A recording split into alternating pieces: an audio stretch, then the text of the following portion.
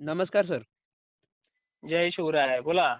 हां, सर आपण पाहिलं की आता 2-3 दिवस झालं राज्यामध्ये पावसाला सुरुवात झाली आहे आणि काल हं, पण बऱ्याच भागामध्ये गारपीट, वादळी, मेघगर्जनेत पावसाला सुरुवात झाली. सर आजची कंडिशन हं. काय राहील बरं? आज बघा अहिल्यानगरमध्ये सुद्धा जी 35% व्याप्ती ना ती भरपूर भरून काढण्यासाठी वातावरण हे सज्ज झालेले आहे.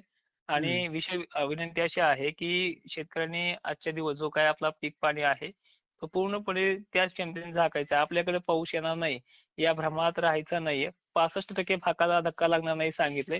पण हं, 35% भागांना हा धक्का लागणार आहे हे देखील सांगितलेलं आहे. त्यामुळे 35% भागांची परिस्थिती ही किचकट आहे आजचे दिवस. तर आजचा जो पाऊस आहे तुमच्या माहितीसाठी सांगतो, चिखली असेल, देऊळगाव असेल, भोकरदन, जाफराबाद असेल, छत्रपती संभाजीनगर, वैजापूर मार्गे हा वातावरण सक्रिय होईल. गेवराई, अंबरपट्ट्यातही आहे. घनसावंगीतही मोजक्या ठिकाणी पडेल. माजलगाव एरियात देखील केज तालुका वगैरे भागामध्ये हं, ऍक्टिव्हिटी वाढलेल्या आहेत. त्याचबरोबर परिस्थिती लातूर भागामध्ये सुद्धा केज, धारूर, अंबाजोगाई, परळी, वैजनाथ या भागामध्ये आहे. नंतर अहमदपूर या मार्गे तो खाली निघून जाईल. हं, आणि मराठवाड्याच्या आणि विदर्भाच्या भागामध्ये पाऊस हा ऍक्टिव्हिटी प्रमाणे चालणार आहे. अकोला, अमरावती पाऊस दिसत नाही पण येणार सुद्धा आहे या भागामध्ये. वातावरण गरमीचं आणि उष्णतेचं भयानक आहे. त्यामुळे अकोल्याला देखील गारपिटीचा इशारा दिलेला आहे आजच्या तारखेला. हं, वाशिम भागात सुद्धा ही वातावरण ऍक्टिव्हिटी वाढलेली आहे. वाशिम मध्ये देखील रिसोड परिसरामध्ये असेल, मेहकरकडची साईड असेल या भागामध्ये हे होणार आहे. हं, त्याचबरोबर जे काही छत्रपती संभाजीनगरचे भाग आहे जसे की कन्नड, सिल्लोड या भागातही स्थानिक वातावरणाचा का पाऊस होईल. व्याप्ती विनंती तशीच आहे.